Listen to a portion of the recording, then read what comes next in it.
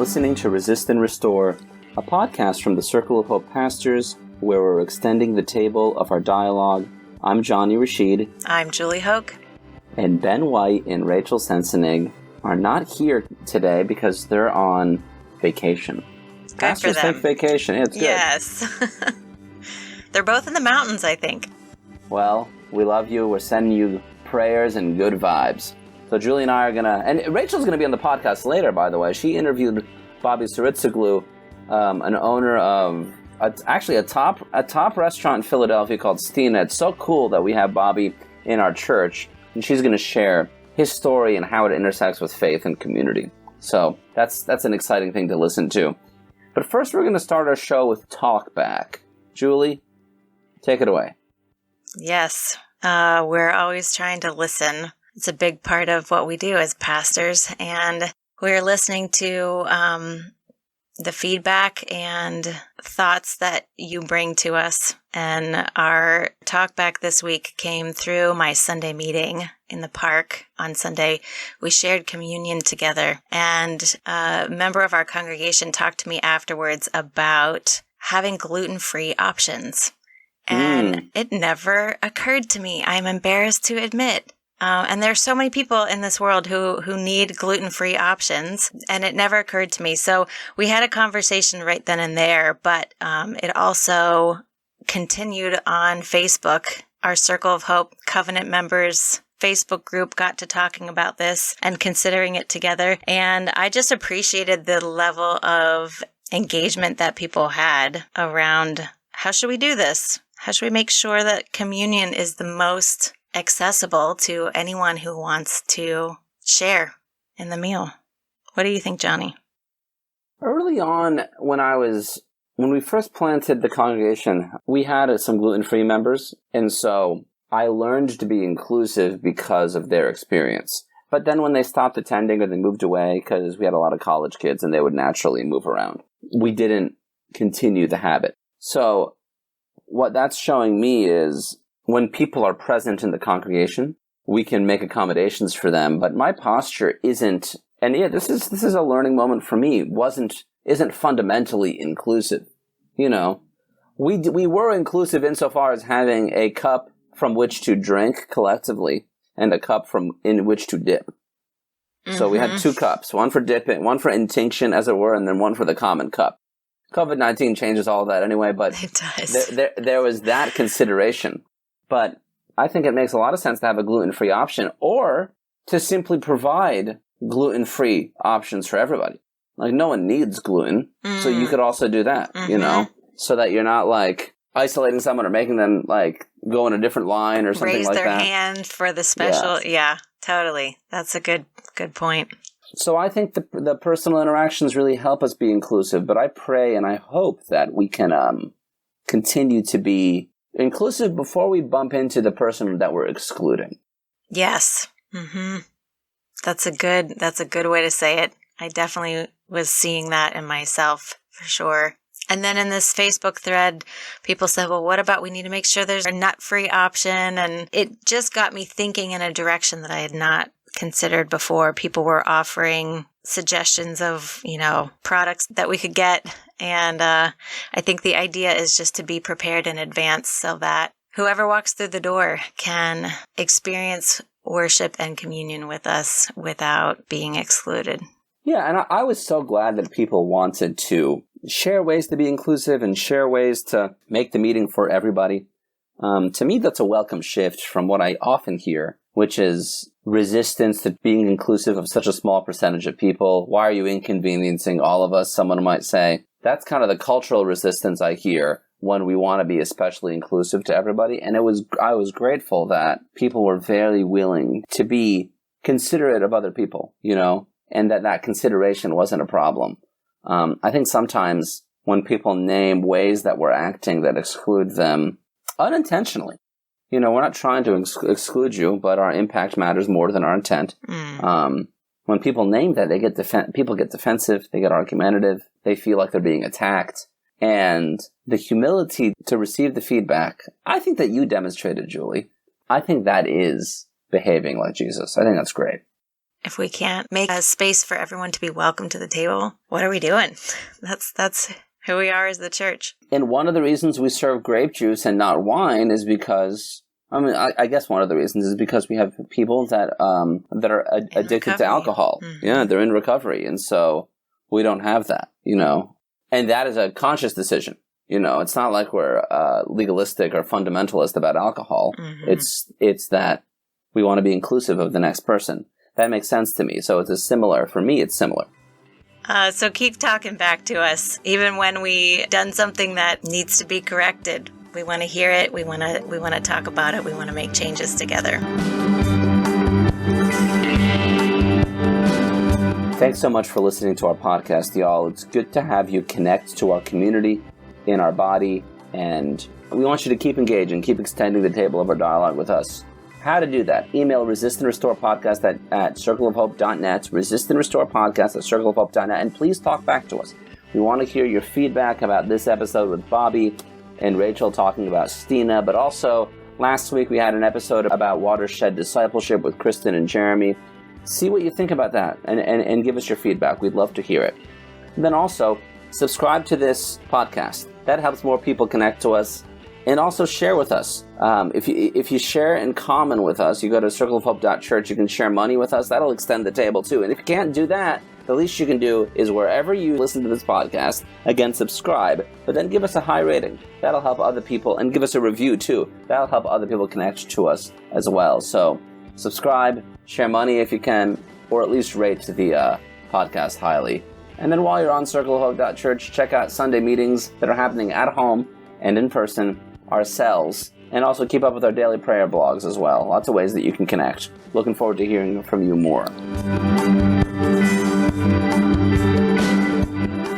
So I'm Rachel, one of the pastors for Circle of Hope, and I have the honor and privilege of sitting here with my friend Bobby, who is the co-owner and chef at Stina restaurant in Philadelphia. Bobby co-owns the restaurant with his wife, Christina, and I am so excited to have this time together with you, Bobby, to talk about how this dream got going and how it's going to continue into the future. You're extremely talented, and I've had the joy of tasting your food over the years and watching this dream develop into it's one of the top 25 restaurants in Philadelphia, which is saying a lot. We are a food town in Philly, so it's hard to get on that list, and you've done it. But how did you get started in cooking? First of all, it's really great to be here. Thanks. I haven't seen you, Rachel, in a long time. So, how did I get started cooking? I guess I got started cooking very young, so I started working very young, let's say, because my family didn't have a lot of money for sure. Son of immigrants, and my mother and father worked a lot and had very little English speaking skills, and I always tell the story about I asked my father for some money to go buy clothes for school, and it must have been a lot of money, it was $100 or something like that, especially back then. Because I'm so old, that was a long time ago. But he was just oh yeah, let's go, whatever. And he kind of took me in the car and we drove, and I thought we were driving to the store so I can go buy the clothes. And he took me to where he was working, and he was just you'll have it, the money you want in a week. So, here you go, let's get started. And I was just what?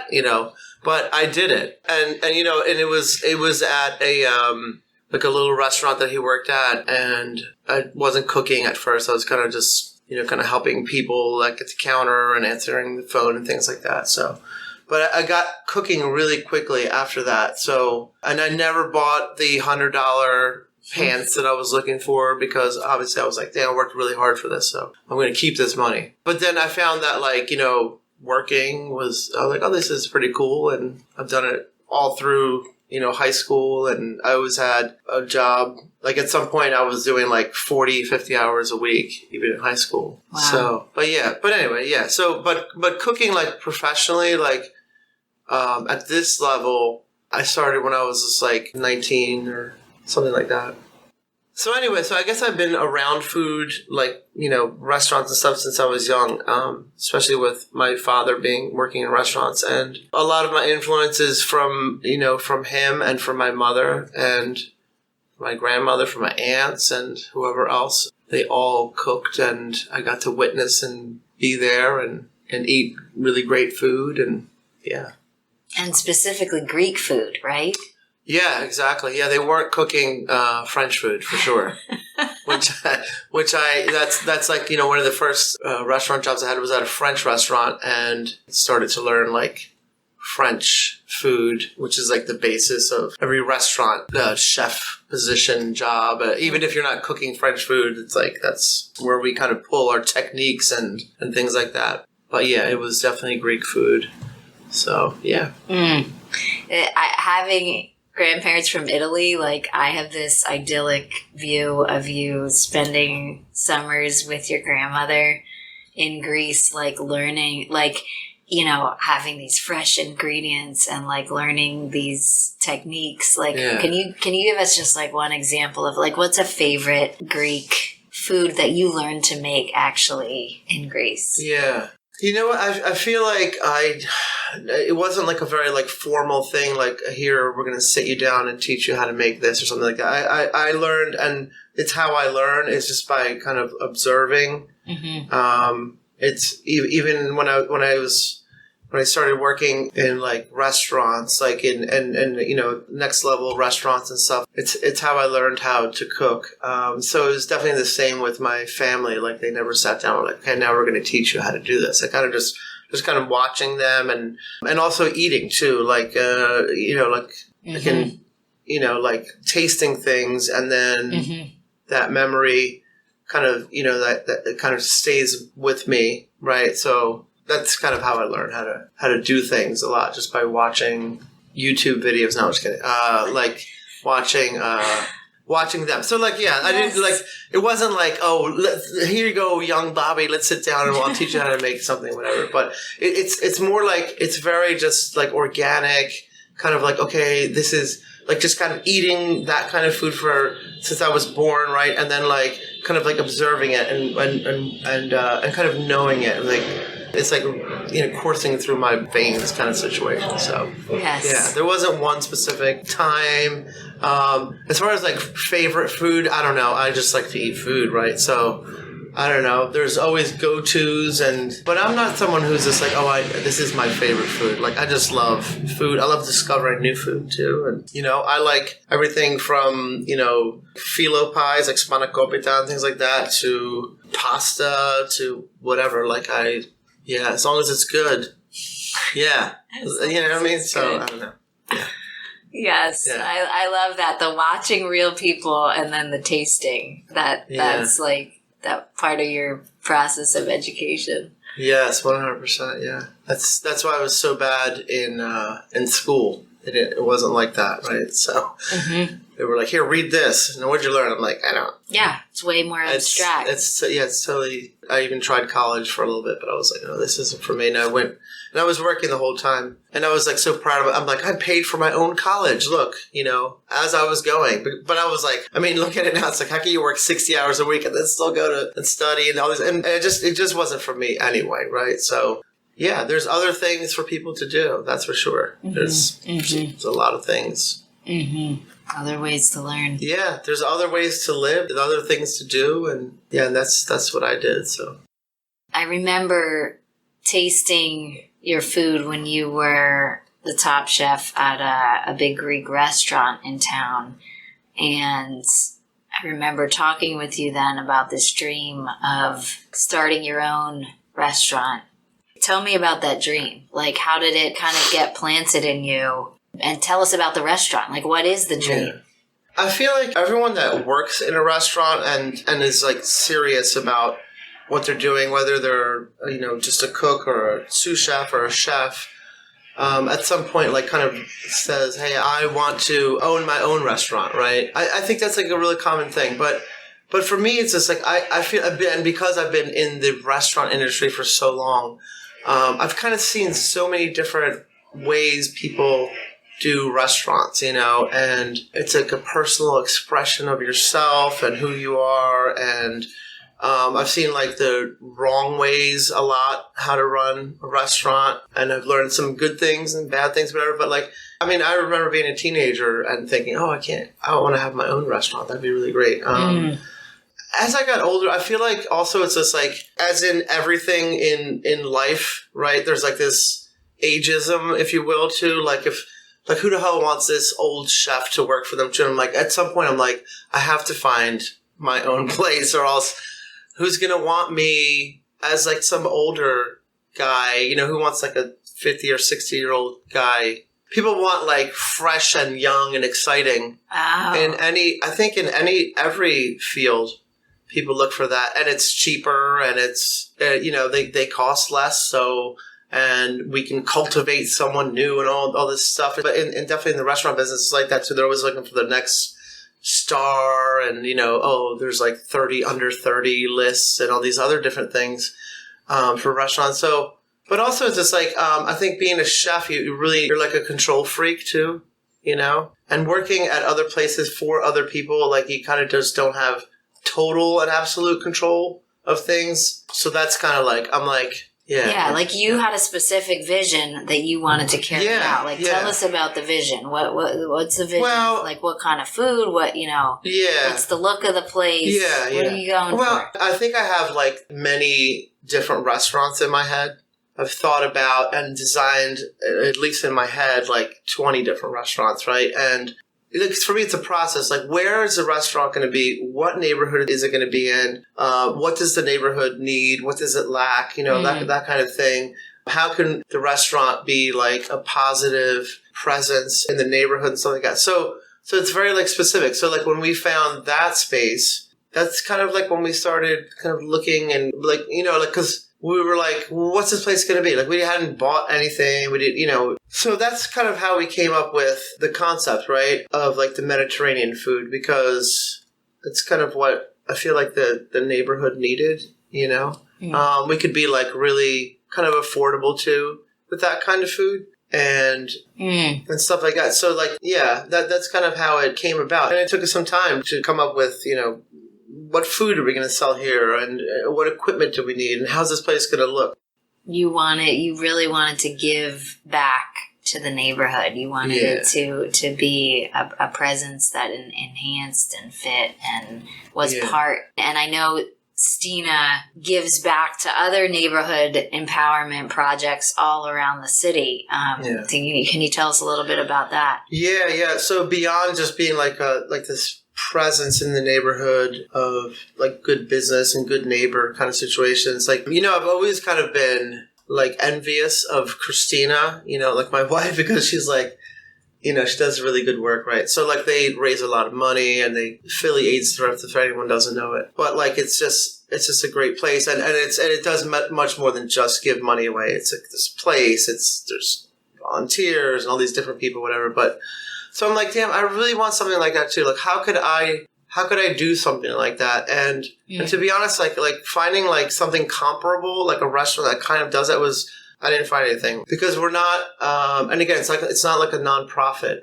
We're a for-profit business, but we give away, a percentage of what we make, right? So, it's like 1% of daily sales, like gross daily sales, and 20% of the last Tuesday of the month. So, wow.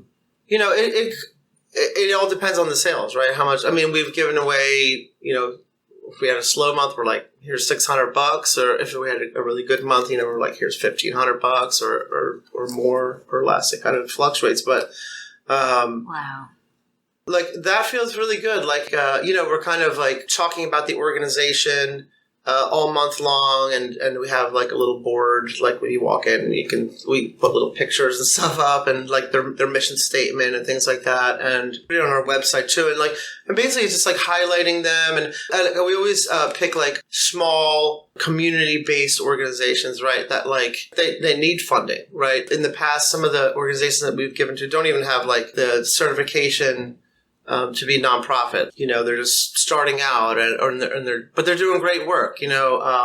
For example, there's like Punks with Lunch, I don't know if you know them. I saw that, yeah. Yeah, they're super local, right? They're right in front of what used to be a McDonald's there on Broad Street. And like they're literally, when I first met them, I was just like, oh, awesome. Look at these guys. Because they're like, yes, these guys are punks, like for sure. They're punks, right? But they're like these awesome people that are just like, we're going to like give things away, like food, hence the lunch part, but like other things like everything from Narcan to, feminine products to cleaning products to whatever. Like people living on the street need things like socks, underwear, things like that. And also like they're like a presence there. Like they know everybody. People talk to them. Like they recognize those people that most people just kind of walk past, Mm-hmm. So it's like, it's that, like, when we're like, oh, we're going to give you $1,200, they're like, oh my God, that funds us for 6 months. Oh my God. And I'm like, wow, like that's awesome. And it's like that's the kind of thing, that those little organizations that are doing such good work, like that makes a big difference. So like we try to look for places like that. And sometimes they're a little bigger, sometimes they're a little smaller, I guess. But, to date, I don't have the exact number, but it's got to be somewhere around maybe $12,000 to $15,000 that we've given away. Wow. And, through a pandemic and through opening a restaurant and, like every person I've ever talked to that's in business or has restaurants or anything, they're just like, this is the stupidest thing to do ever. You're doing it wrong. You gotta give yourself a chance to, to kind of, to get everything acclimated and to get your money right, blah, blah, blah, blah. We're like, whatever, like we're doing it because, because that's, why not? What's going to happen? Oh, well, we fail. Right. But it's like, and that's the other reason why I really wanted to do something like this when I decided, we were going to open this restaurant is just like, I'm like, like God has like saved me. Right. So, and he's blessed me and he's given me like this new life. And so it's just like, well, what am I going to do with it? Right. Because like at some point, especially at the other restaurant I was working at, I was making a lot of money and I could have just stayed there. I could have just stacked it and, got myself a nice vacation home and nice cars and, all these things, whatever. But I was just like, that's not why God saved me. That's not my purpose, and I was like, I want to live out my purpose. Like, even though I don't even think I know what my purpose is exactly, I'm just kind of going with it. I'm thinking, okay, maybe this is part of it. Maybe this is it. I don't know. It doesn't matter. Yeah. It's amazing. Like, the other day, we actually, we gave to this organization, Pathways. Discovery Pathways. Yeah, Discovery Pathways, right. So that's like a little organization that basically gets like inner city youth together and like they go out to like a park or like they go hiking or the mountains or whatever. They get out of the city and they kind of see nature and stuff like that. And so we had a really good month and we raised like over $1,000 and we're like, come and get your check. We'd love to give it because we want to, want to give it to them right away, whatever. But like, so they came and it's just like, they brought all these kids with them. Oh my gosh. And I was like, oh my God. Yeah. I was like, you're killing me. But it was so great. These kids were so, and they're like, we have something for you. And I'm like, you have something for me? And they have like all these little letters they wrote. Avi. And I was like, oh my God. Wow. So. That's priceless. Yeah. And like, that's so great, to really kind of directly kind of give these people this gift that was given to me, which I then give to someone, it's not mine. Freely given to me for me to give to someone else, and like, yeah, that's kind of how I look at it, so. You're sharing what you've been given. Yeah. That's how I want to live right there because it's like, like when Jesus fed the 5,000 people, like they're like, we're hungry, all these people, and like he just kept giving the baskets to his disciples, and then they gave it to like they weren't like thanks, and then like kind of chilled with it and like stacked them up. They weren't like, oh yeah, thanks, look at all these blessings I got, awesome, yeah, God is great. They didn't do that. Right. They gave it away right away. Yes. They got a little bit so they can eat too. They gave the rest away because it's just going to rot. Right. Nothing's going to come from it, So that's how I look at, like, I think that's, for me, like, that is what Jesus taught me right there. That if I could live on that, beyond that, I'll keep looking, I'll keep searching too. But like, if I could just get that right, I'm good. So let's go. You know, so that's how I look at it. Oh my gosh, Bobby, I feel like that's the heart of Jesus's message right there. That is the purpose. That's the trust, the willingness to just like share what we've been given. Yeah. That's faith. And wow. I mean, I'm remembering now, like those moments early in the pandemic when it was like, how's this thing going to survive? Like, and you know, every restaurant in the city was like wondering that. Here you are still dedicated to this purpose of like sharing, not knowing how it's all going to work out, but like sharing on faith. Yeah. It's beautiful. Yeah. I mean, the restaurant opened in the same way. You know, people gave us money. Wow. You know, people from Circle, I can't even name everybody. I'm sorry, everybody, but there's so many people from here that gave us money. $10, $100. Some people gave us $1,000. I mean, people outside of the Circle community, just other people we know. I mean, everybody kind of just chipped in. It was like, here, you know, we know you're going to do something good, so here you go, right? So we were like, okay, not that was like, okay, now we got it. Let's not mess up here, right? But it's like, that's how this restaurant started, you know? This is how this business, this dream, whatever you want to call it, this is how it all started. So we're going to just keep, again, they gave it to us. We've given away almost more than we got to open the restaurant at this point. Almost. Oh my God. We're getting there. You know, by the end of the year, maybe we'll be at that point. Sometimes I think of it like that, but yeah. You really let it be a community dream. Yeah. Like the Circle of Hope and tons of other people, like, like, we're able to share it with you. It's beautiful. I feel that when I come in and eat. Yeah. Like, this is a community dream happening. Totally. Yeah, that's how, it's a responsibility too, you know. The restaurant business is very hard and stressful too, I gotta tell you. Oh my gosh. But we get what we need, you know. And so far, so good. You know, we've had our very lean times, and even before the pandemic and after. And somehow, like I always, at the end of the night, sometimes I'm like, damn, God has really, like, He has given us what we needed tonight. That was it. Wow. It's just like, okay, that's just enough. Like, okay, we've gotten what we need, you know? And it's just, I'm like, oh my God. Like every night, I'm like this, there's the miracle. It's happened. You know what I mean? Like, where did that come from? You know, where did that extra $100 come from? So now we can be like in the black tonight, you know? It just happens like that, you know? It's really crazy. But that's amazing. Yeah. So what is the last question? Mm-hmm. What's the next dream in this life of faith? Is there another dream brewing? The next dream in the life of faith. That's a deep question there, Rachel. Might take more than a few minutes, right? It's got to be a series here. I mean, just off the top of my head, I mean, I feel like I still have the capacity, like in business. I have momentum to kind of do other things too.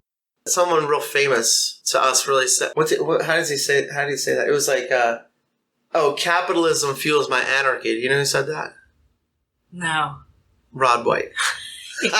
Perfect. Rod White, man. So yes, like, so it's like, I want to use like the system as much as I can to like take whatever, like, you know, we can from them and like do the things we're not supposed to do, right? Like it was just, they don't really want you to give it away and help each other and, you know, and it's different from like when really super rich people do it. That's nothing to them. It's like you giving someone a dime or something, you know. It's like the old lady that gave her last pennies. Yes. Right? She gave more. Yep. I just heard that story this morning. Yeah. She gave more than the other guy that gave a lot of money. So, because that's not how we look at it, it's how God looks at it. It's how God looks at it, not how, who cares what you think? That's what God sees that. You know, He sees that. He's like, they gave more. Yeah. You know, they gave everything they had. That was it. Their whole life. Yeah, their whole life, everything. So, like, I feel like I have more capacity to do other things, you know, and And like, there's always people throwing stuff at me, you know? They're like, yeah, I'm calling from Atlantic City. We want you to open, University City. We have a project. We want you to open a restaurant, this and that, whatever. There's people coming at me in the last few weeks alone, I've had so many emails and phone calls, and it's kind of like a constant thing. And wow. And I'm sure that like if somebody was just really money hungry, I could have done any one of those things. And, you know, they were, you know, like, oh, no, you know, I don't have to spend any money, this and that. We want to use your name. We want to use your, there's all kinds of great deals, whatever. But I feel like when the right thing comes, like God's going to kind of like let me know this is it, right? Mm-hmm. So I'm waiting for that. Mm-hmm. And in the meantime, we have stuff to think about, and we have Circle to think about, right? And we talked about doing like the kitchen in there, and we're kind of working on it right now, slowly. Yes. But, thinking about like retirement and stuff, like doing stuff in my retirement, you know, wow. Volunteering and helping people, doing stuff for people, you know, whatever they can use me to do. I don't know. You know what I mean? Like, do I go and teach kids how to cook? That's what I was thinking. Yeah. Do I, I don't know, whatever. I like doing stuff. Like I like doing things with my hands and building things, and I don't know where it's going to take me. We'll see, I guess. Gardening, farming, stuff like that. That's always fun. You're good at all this stuff, yeah, Bobby. I'd like to do that. Maybe one day, but we'll see. Wherever God leads me to is where I'm going to be. So, yeah. Ah, well said. Well, we'll just wait for the dream to gestate with you. And thank you, Bobby, for sharing your brilliance and your faith with us here. Thank you. Have a good night, everybody.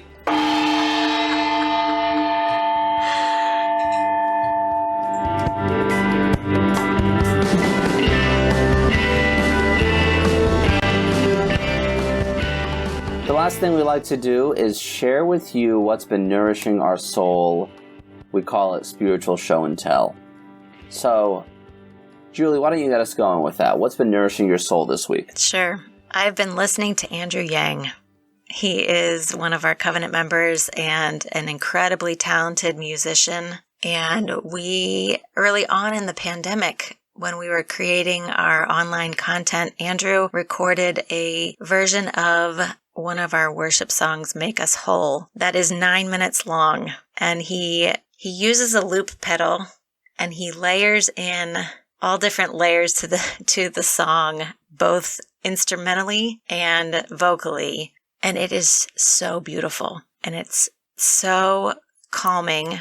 And because it's this extended recording, listening to the whole thing gives me space to really like settle into a different space with God and within myself. Anyway, so I shared that with somebody this week. My friend Corinne was in the hospital with her daughter.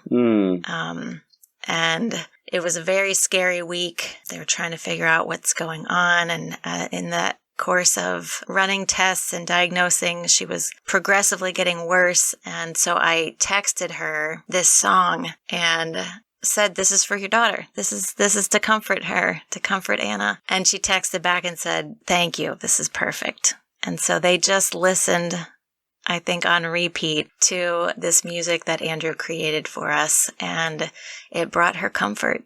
That's so good. Yeah. So I'm telling you about it because it also nourished my soul just to listen to it. And as I was having this interaction over text, my son came in the room and he's like, "What are you listening to?" So I let him listen to it, and he loved it. He is learning violin. And so watching Andrew play violin and using the loop pedal and just the beauty of the music, he laid and listened to it, and he wanted to hear it again before bed. So Andrew's music is comforting many of us this week, and I want to offer it to you. So you can find that recording on our YouTube channel. It's called Make Us Whole. And it's also an original song that was produced through Circle of Hope audio art by Jonny Czesniak, another one of our covenant members who recorded that, I don't know, years ago, I think. Absolutely, yeah. So you can find both versions online to listen to.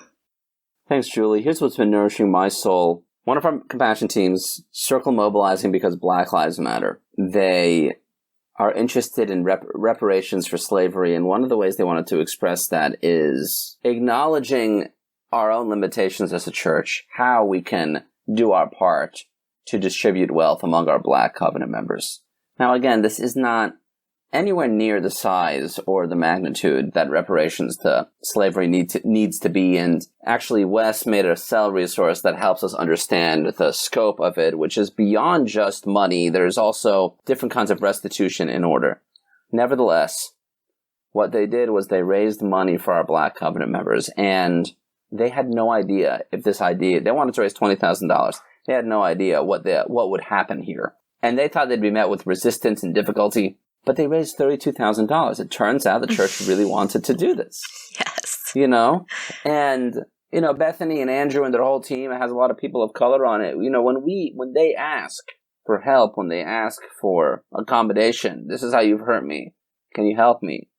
Because they face so much resistance to that, it's hard to know if I share this idea, will it be received well? And it was. And I think that's a demonstration of their faith, but also God's faithfulness and our people's faithfulness to the work of Jesus on earth. And it felt really good to me that they were able to raise that much money for our Black Covenant members.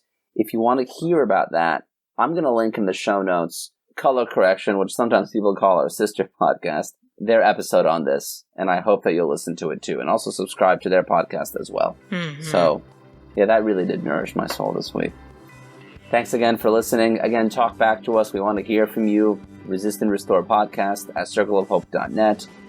We'll see you next time.